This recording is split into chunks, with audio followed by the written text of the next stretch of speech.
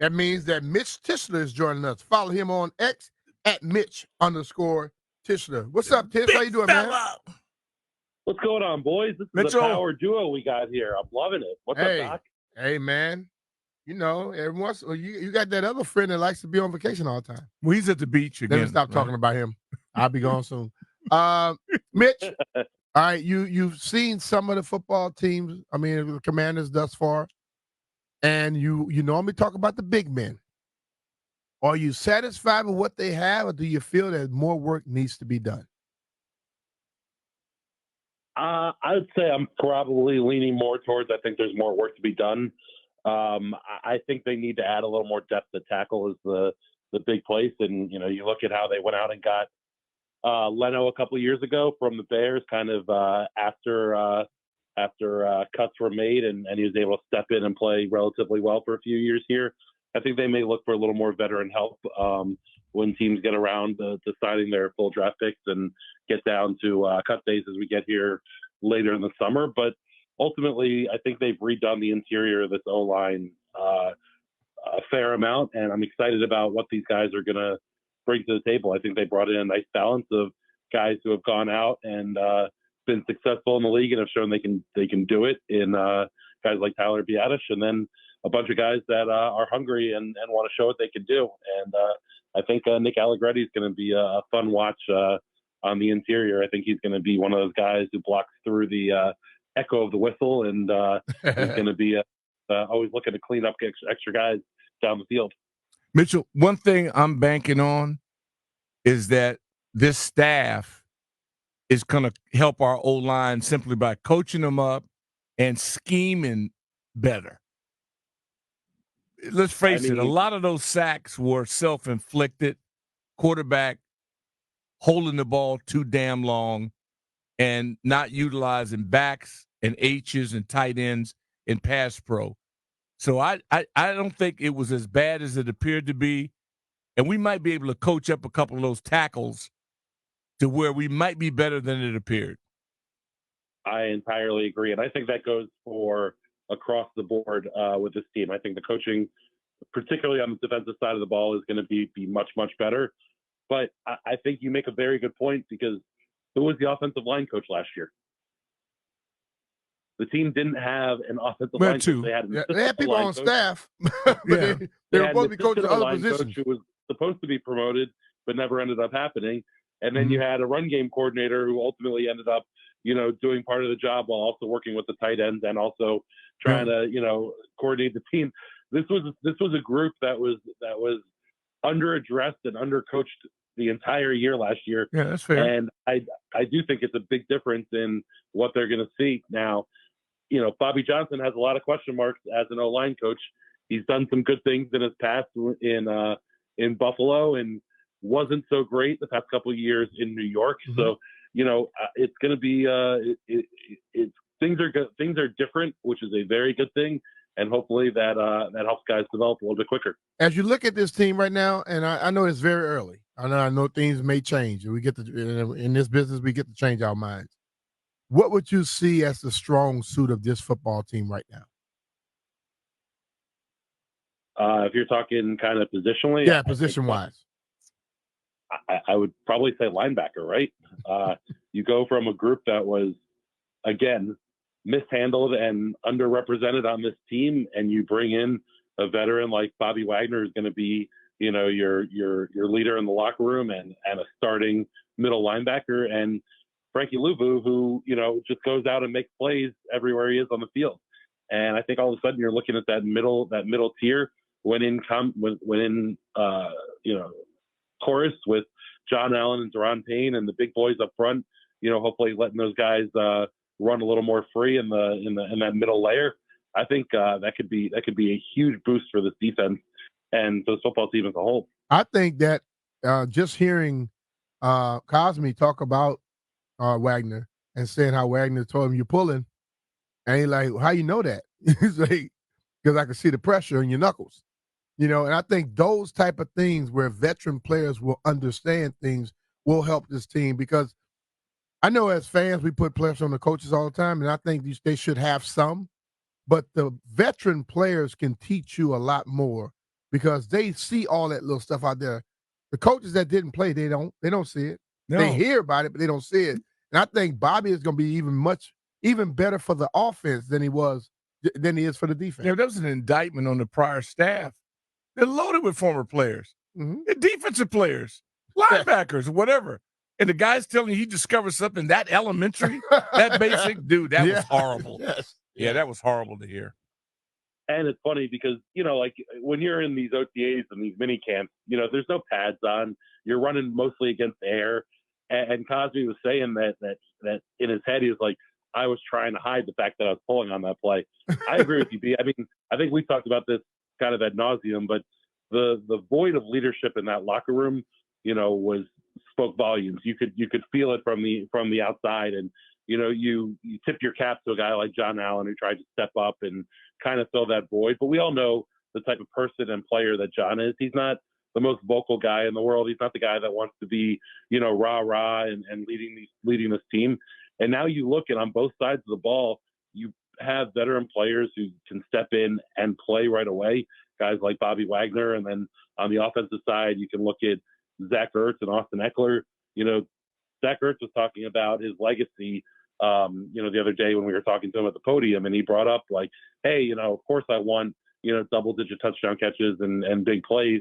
He's like, but I want these guys that come after me to think of me as a guy who helped them in their careers and brought them along. And just having that kind of leadership in that locker room is going to be a huge difference right away for this team. One thing that I'm really interested in outside the offensive line is the tight ends in last year's group and kind of figuring out who's going to manure or get off the pot, because there's way too much talk about potential. It's time now to get some results and to see people actually fire the pin. And I want to know of the guys coming back, not the newbies, but guys coming back, who has got to really perform well early or really should be jetted out of this program? Well, I mean, everything you say speaks about Cole Turner, who's a guy who's impressed in training camps and in the preseason. And then when you get to the season, can't catch a cold. And it's a tough place to be when you're supposed to be, the receiving tight end of this group. But to me, the biggest name that I have a question mark about is going to be Armani Rogers. He's coming back from the Achilles injury. He was already back at OTA, so he's back on the field playing. He's a guy that the former group identified as a UDFA, and they wanted to bring in, and showed some stuff before being hurt. But I mean, he's a 6'5", 220-pound tight end who I think can be a younger version of Zach Ertz, the guy who can help out in the red zone and also kind of be that big body outlet for a rookie quarterback in Jayden Daniels. And I'm super interested in kind of how he's going to fit into this group, and if this new coaching staff is going to embrace him as one of their own, because quite frankly, I think we know Zach Ertz and Ben Sennett and Sean Bates are going to be on the team. They each play kind of different roles and have different abilities. We know about Bates' blocking ability, and, he can be a little bit of a sneak attack in the pass game from time to time. But I think they need those wide receivers in the NFL today who can go out and, can act as essentially a wide receiver out there. And that's something that I think Armani Rogers was on his way to becoming. And I'm hopefully that, his ankle injury, heals and he's able to get back to be that player. But he's a guy that I think will fly under the radar and can be a difference maker. We're talking to the big man, Mitch Tischler. You can follow him on X at Mitch_Tischler, Tischler,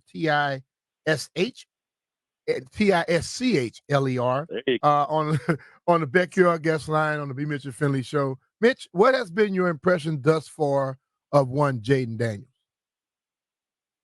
I mean, I've been high on Jayden for a long time. I wanted him to be the pick since, December, January, when we started talking about this. To get to see him out on the field is such a treat. It's so silly and so, silly is the only word I can come up with, especially talking to, two former NFLers. But you look at the quarterbacks that have come through here the past couple of years, and it includes last year with Sam Howell, and it goes back to Carson Wentz and even Ryan Fitzpatrick. When the team opens up practice, the receivers run through the route tree and the quarterbacks are throwing them the ball. And in past years, the ball was just always on the ground.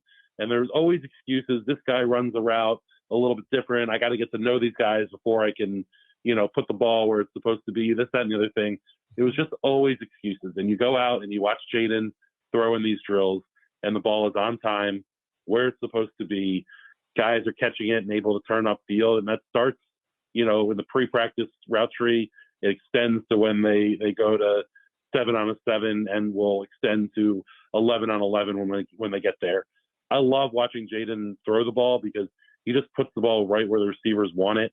And whether it's, whether it's the drawn up play or it's something extended, he had a couple plays at the last OTA where, he kind of scrambled around a little bit and, not to bag on Dax Milne, but Dax Milne was a receiver that was kind of working his way back to the sideline, threw a perfect kind of back shoulder ball to him. Dax bobbled it and ultimately ended up catching it.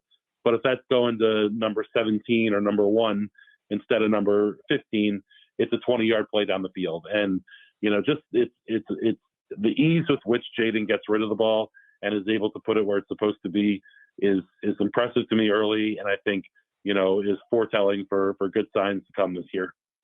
Stromberg, I need a good report from one hog to another. This guy was drafted way too high for us not to get any value on a return. SEC, all the things we say makes you to where you're supposed to be legit. What's up? Are we going to get a return on our investment? I sure hope so. To me, he was one of the most harmed players by the Ron Rivera experiment last year. Pretty much immediately, they moved him from center to guard. I remember talking to him in rookie minicamp last year. Said he hadn't lined up and played guard since I believe his freshman year at Arkansas, and maybe it was even his senior year in high school. He was the epitome of the position flex thing that Ron loved. And there is a thing in the NFL where you want guys that can do multiple things. But at the end of the day, if you throw too much at a rookie, they absorb nothing and they never play freely. And I think we saw that all over the field the past couple of years with the young players. But ultimately, I think Ricky Stromberg is a center. I think he can be a center in the NFL, but he got pulled and pushed around too much last year and never really got to settle in at any one position, and thus never was able to really find success. I like the idea of him settling in, hopefully, to that backup center position with Tyler Biadasz as your starter. That's a dude who's been there and done that, with the Cowboys for the past, through his rookie deal. And I think he's someone that can help Ricky develop as he goes through his career. And then you look at a guy like Michael Dieter, who I think can also help Ricky, get a little more comfortable with that center position. And so ultimately, I think that there's a pro NFL player in Ricky Stromberg. I just don't think that the previous regime did anything to help him develop and get to a point where he can be a reliable guy on that O-line. At the event the other night, I was out at an event the other night, and Terry McLaurin got basically the player of the year. Mm-hmm. But when you start looking at that core, we know what Terry's about. Jahan, I'm hoping he get back to his first year. Have you looked at Luke McCaffrey, and what do you think the possibilities are with him? Mm-hmm. Yeah, I like Luke a lot. I liked him as a draft pick, and then watching him, go through practices. He's a guy who looks like, a vet on the field already. And he's a guy who's been around football, his entire life. And so it shouldn't be necessarily a surprise maybe that he feels comfortable being out there. But I think he's a guy that can take a lot of pressure off both Terry and Jahan, because he can be a real third option, both in the slot and I think also lining up outside as well. I think he's going to challenge DBs, and he uses his size and his quickness well to get himself open.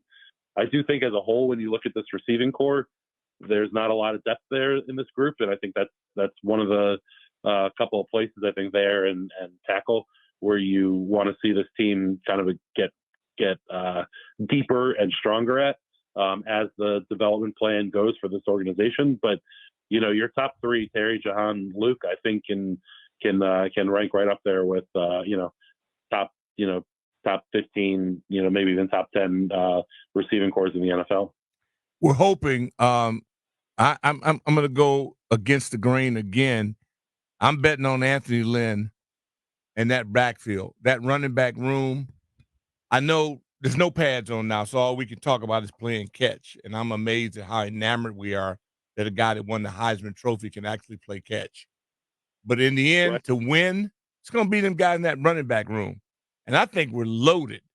And what I know it's not fashionable to talk about it, but I'm banking on this running game being the difference maker with this offense.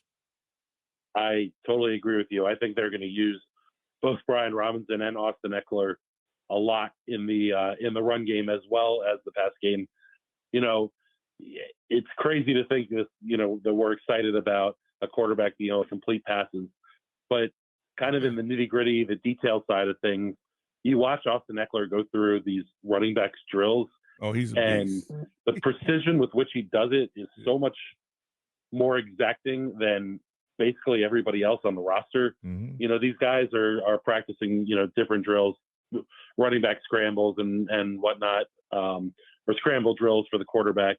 And Eckler is just the guy that every time he catches the ball, both feet are in bounds. He's always turning upfield and reaching for the pylon, reaching for the end zone. And, you see these guys go through these drills, and some of them just kind of catch them and kind of toe tap and step out of bounds. But it's those details that you see from these veterans. And that's earlier what I was talking about with, Bobby Wagner and Austin Eckler and Zach Ertz, that, these details are details that were largely overlooked in years past. Yeah. And already in these mini camps and OTAs, you're seeing these guys, make a point of being detail oriented and, making the most of these different drills. And I think Anthony Lynn being there as, kind of the elder statesman of that offensive coaching staff, along with, a guy like Austin Eckler, you can enact a lot of change in a really short period of time, with guys who have that kind of NFL experience and that kind of, gravitas around them. I know a lot of people were hoping we had gotten certain names and things of that nature, but I think the people that they brought in, although it's 1 year, 2 year deals, that's going to do more for this team moving forward than if you're going out there trying to get a big name here, a big name there, because you wouldn't have been able to get as many people. And they have so many guys that came in that knows how to play that the young guys will learn because they're watching them play. Just like what you're saying, that is easier for someone to go out there and try to duplicate than it is a coach telling them to do it, and they have no vision of what he is exactly saying. Yeah, and I think to some extent you look at what's happening in the front office and folks are excited about some of the new names that are coming in and replacing some of the names that, they weren't as in love with. And you recognize that, again, this ownership group took over last year, but you can't step in and change everything right away. It's going to take time. It takes a little bit of patience from, the fan base and stuff like that. And I equate, them taking a year to evaluate kind of the business side and some of the prospects, some of them looking at the prospects and, player evaluation, stuff like that, and figuring out kind of where they need to make changes and where they need to improve on. I think the same has to be said for this roster. And as you let kind of Adam Peters and Dan Quinn take over, they've made a huge turnover on this roster, but you can't expect them to fix everything in one offseason. And there is going to be a little bit of a need to be patient because they're not at a point yet where they're ready to go out and compete to win real meaningful football games in, January and February. But you can see the vision that this front office and this coaching staff are putting together to put this team in a position where reasonably you're going to be able to talk about that in the upcoming years because they're building the depth, they're building the coaching staff, they're building the scouts, they're building the team kind of from the bottom up. And I think there's a lot to be excited about, and I think folks should be interested in what this looks like this year.